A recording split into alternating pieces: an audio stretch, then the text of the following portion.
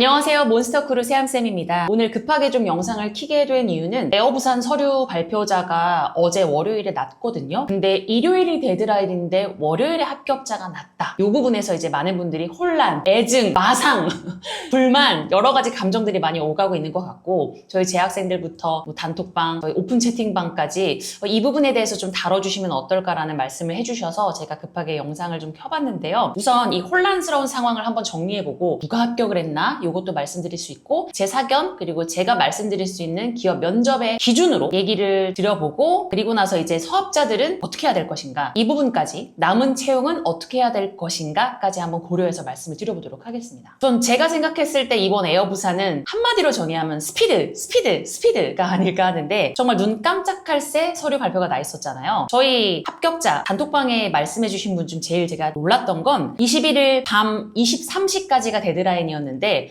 거의 22시만 40분 이때 급하게 겨우겨우 이제 자소서 완성해서 신경 쓰고 한 번 더 검토해서 냈어요. 근데 다음날 합격자가 되어 있던 거죠. 그러니까 이게 무슨 말이냐면 일요일이었기 때문에 지상 근무자나 인사팀은 분명히 쉬는 날이었을 텐데 쉬지 못하고 정말 빠르게 다 같이 모여서 일을 했다라는 점도 알 수 있을 거고 마지막 날에 모든 서류가 보통은 몰리거든요. 그래서 물리적으로 하루 만에 발표자가 날 수는 없는데도 불구하고 이게 나왔다는 건 정말 급하다. 정말 발등에 불이 떨어졌구나. 그래서 어떤 다른 프로시저를 조금 도입하지 않았을까. 우선 첫 번째로 합리적인 의심이 드는 건 AI라든지 자소서나 어떤 필터링이죠. 엑셀컷이라고도 여러분들 많이 알고 있는데 명확한 일부 항목에 커트라인을 제시해두고 그에 준하는 사람을 올렸을 수 있겠다라는 생각이 들어요. 그리고 자소서 같은 경우에는 사실 500자 500자이기 때문에 읽는 부분에서도 꽤 품이 들어가는 부분인데 이 부분은 아마 스펙적 부분을 먼저 합격시키고 난 다음 여러분들의 영상과 역량을 하시는 동안 읽으면서 그 다음에 합격할 친구들을 어떤 기준을 두고 면접 질문을 할지 이 부분에 대해서 어떻게 평가할지 좀 지원자를 그때 한 번 더 텀을 두고 볼 가능성이 크다. 이게 무슨 말이냐면 면접관들이 특히 에어부산은 자소서를 믿지 않는다라고 봐도 무방한 겁니다. 저도 사실 예전에는 자소서가 굉장히 중요했던 부분 중에 하나였는데 요즘 트렌드가 조금씩 자소서의 의미가 사라지고 있는 게 AI라는 게 너무 많이 도입이 됐고 자소서 첨삭, 자소서 대필 그리고 없는 말을 지어낼 수 있잖아요. 증빙이 불가능한 부분은 충분히 자소서에 녹일 수가 있잖아요. 그러니까 그런 부분에서 면접관들이 자소서를 거의 잘 눈여겨보지 않는다? 근데 일반 기업에서는 사실 꼼꼼하게 읽어보고 실제로 굉장히 딥하게 읽어보는 항공사도 있다. 그치만 에어부산은 이번에는 그 부분은 좀 물리적으로 불가능하지 않았을까라고 생각할 수 있을 것 같고요. 그리고 이렇게 빠르게 서류 발표가자가 났다는 건 사실 일반 기업은 수평적 구조가 아닌 수직적 구조지 않습니까, 여러분? 인사팀이나 이제 각종 여러 실무팀이 차근차근 아래에서 합격자를 올리고 거쳐서 위에다 보고를 드리고 마지막 최종 면접이 진행되는 방식인데 오히려 에부는 요거를 좀 룰을 깨고 시행하지 않았을까라는 생각이 좀 들어요. 특히 여러분 이건 꼭 알고 가셔야 되는 게 항공업은 일반 기업이랑은 좀 프로시저가 다를 수밖에 없어요. 왜냐하면 인사팀보다는 확실히 현직, 그러니까 직무 전문성이 워낙 강한 색채가 강한 직군이다 보니 이 현업에 종사하는 분들이 관여할 수밖에 없는 구조거든요. 그래서 모든 지원 서류를 물론 인사팀도 보지만 캐빈 서비스직 혹은 운항 관련된 혹은 정말 CEO까지는 아니지만 그 전에 임원들이 확실히 빨리빨리 검토를 했다. 그러니까 리더들이 좀 더 빠르게 검토를 했다라고 하면은 이 정도 속도는 가능하지 않았을까라고 보여집니다. 이 부분은 좀 알고 가시면 좋은 게 사실 일반 기업은요 인사팀이 다 요즘 알거든요. 여러분들이 면접 보고 나서 나가자마자 옥하방에다가 이랬어요 저랬어요 후기 다 남기는 거 분위기가 이랬어요 3조 왼쪽 면접관이 저 압박 질문했어요 막 이런 것들을 다 공유하기 때문에 장기적으로는 기업 이미지에 치명타를 입을 수가 있어요. 그래서 인사팀에서도 이 CEO분들이나 이렇게 면접관들에게 너무 존칭 안 쓰시거나 사적인 질문은 금해 주십시오 이런 식으로 많이 이야기 드리고 또 외부 면접관도 채용하면서 공정성을 유지하려고 많이 노력하는 편인데 내부는 어떻게 보면 지금 굉장히 마이웨이란 말이죠. 아마 급한 게 제일 크지 않을까 합니다. 스피드 때문에. 그래서 이런 상황이 되지 않았을까 합니다. 사실 직전 7월 채용도 그렇고 9월 채용도 그렇고 사람이 지금 굉장히 급하다. 그리고 원하는 인재상이 분명히 존재한다. 라고 가늠해 볼 수가 있을 것 같습니다. 자, 그러면 좀 더 정확하게 실제 합격한 친구들 데이터를 보면서 어떤 분들을 원했나 가늠해 볼 수 있을 것 같은데요. 이번에 에어부산이 좀 도대체 스펙적으로 어떤 사람들을 원했나 제가 좀 몇 문장으로 정리해 보면 첫 번째로는 실무에 바로 투입될 수 있을 만한 실전 경력이 굉장히 많은 지원자를 원했다. 또는 스펙을 굉장히 두루두루 잘 갖추고 있어서 일반 기업에 지원해, 일반 기업에 어플라이 해도 최종 합격할 만큼 크게 문제되지 않는 그런 똑똑하고 창의적인 인재들을 원했다. 전 이렇게 좀 정리를 할 수 있을 것 같거든요. 우선은 직전에는 2년제도 꽤 있었는데 이번에는 4년제 비전공자들이 굉장히 많았고요. 토익, 토스, 제2 외국어, 즉 하나만 단일로 갖고 있는 것보다는 더블 혹은 트리플까지 이렇게 좀 다양하게 보유한 분들이 꽤 있습니다. 어학은 700에서 800까지. 물론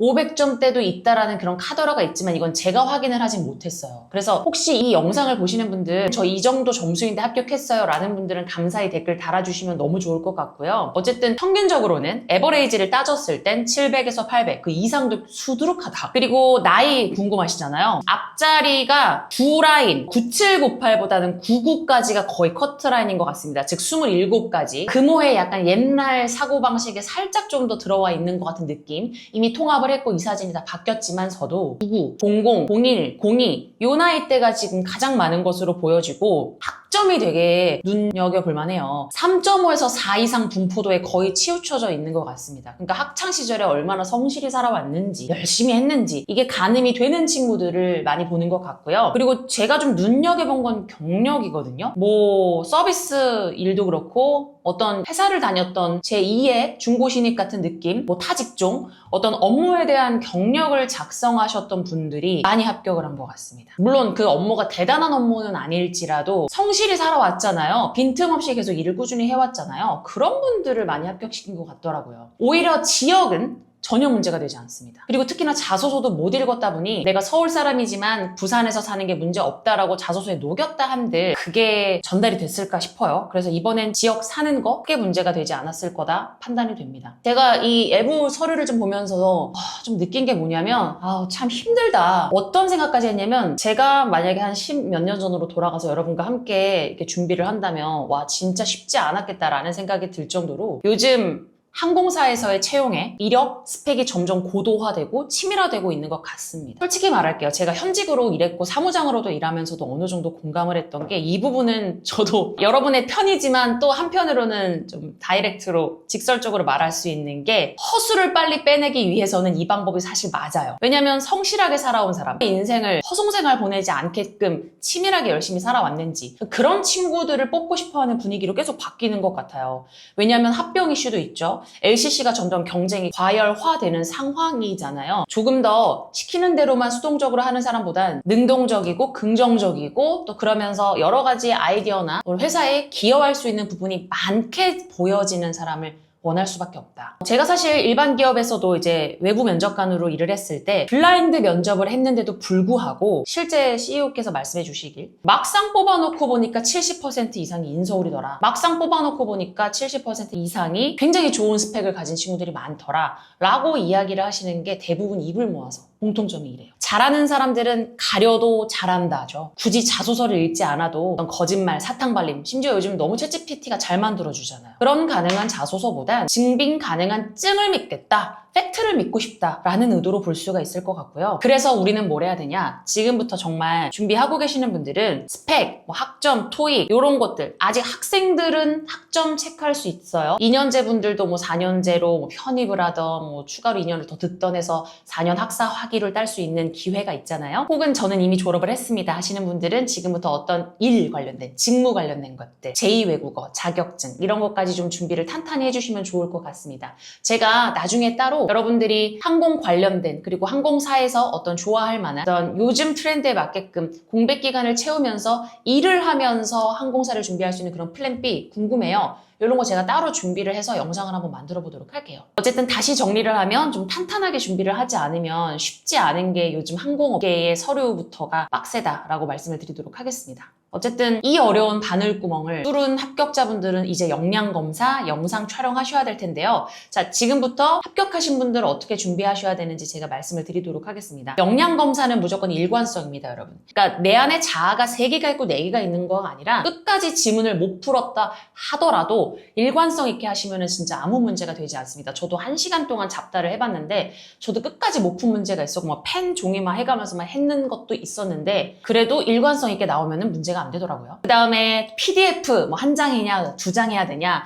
가공을 해야 되냐 여러분 그냥 한 장만 하셔도 깔끔하게 흰 바탕에 블랙 텍스트만 있으셔도 문제 없습니다. 그거는 오히려 무의미하고 거기 시간 쓰는 건 굉장히 어리석은 거예요. 그 다음에 이제 여러분들이 자기소개 준비해야 될 텐데 바로 직전 7월에는 영상을 촬영하는 그 3가지 선택 항목을 주어졌습니다. 자기소개 혹은 뭐 에어부산에 내가 왜 객실 승무원으로서 맞는지 뭐 아니면 역량 요렇게 3가지를 선택해서 할 수 있는 폴이었는데 이번에는 아무래도 잡다에서 이제 바로 되다 보니까 뭐 비슷하거나 거의 크게 벗어나지 않는 범주 내에서 주제가 나올 거다라고 생각이 들고 중요한 건 이제 애부에 상이 될 만한 이미지, 스크립트를 여러분들이 빨리 준비하셔야 되죠. 이미지와 스크립트는 저는 한 몸이라고 항상 퍼포먼스 반 때도 말씀드리거든요. 뭔가 딱 봐도 시원시원하고 뭔가 리더십이 있고 진취적이고 그에 관련된 에피소드나 경력이 있는 애도 불구하고 승무원다워야 된다. 뭔가 승무원에 맞는 게 아니다라는 나만의 혼자 생각과 걱정에 되게 별거 아닌 서비스 아르바이트, 카페 아르바이트 뭐 이런 걸 쓰시거든요. 그렇게 하지 마시고요. 여러분들의 이미지와 분위기 그리고 스크립트가 일치하게끔 만들어 주셔야 되는 게 가장 중요하고요. 제가 에어부산 여기 사이트 틀어놓을게요. 에어부산 인재상 링크 걸어놓을게요. 사이트에서도 확인이 가능하지만 에어부산이 굉장히 좋아하는 밝은 분위기 뭐 논리성, 유연한 사고, 그리고 인재상에서도 알 수 있듯이 고객 중심 사고, 열정, 협동심, 도전하고 창의적인 에어부산인 스마일, 메리, 액티브, 릴라이러블, 땡풀 요런 이미지가 이런 키워드가 내 스크립트, 나와 잘 어울릴 수 있도록 준비 잘 하셔야 될 것 같습니다. 조금 면밀한 코칭을 받고 싶다 하시면 시간이 없지만 하고 싶다 하시면 1대1 제가 원데이 클래스도 많은 날을 오픈해주진 못했지만 수업이 제가 없을 때 쫌쫌따리로 오픈해서 하고 있으니 한번 받아보시는 것도 권장드리는 바고요. 제가 정말 싫어하는 거 하나만 좀 말씀드리고 마무리를 하겠습니다. 누구는 IM3 하나로 합격했다던데요. 누구는 토익 550으로 합격했는데요. 누구는 학점 2점대인데 됐다는데요. 저는 이런 카더라에 연연하지 않았으면 좋겠어요. 굉장히 어리석은 짓이고요. 여러분 그건 진짜 10,000명, 몇천 명 중에 한 명이에요. 나는 그 사람과 달라요. 나는 그 사람과 같지 않잖아요. 나대로 되려고 노력하세요. 그 사람처럼 하려고 노력하지 마시고 나대로 붙으려고 노력하셔야 됩니다. 승무원 면접이 정말 아까도 잠깐 말씀드렸지만요. 하루아침에 그냥 한번 해볼까?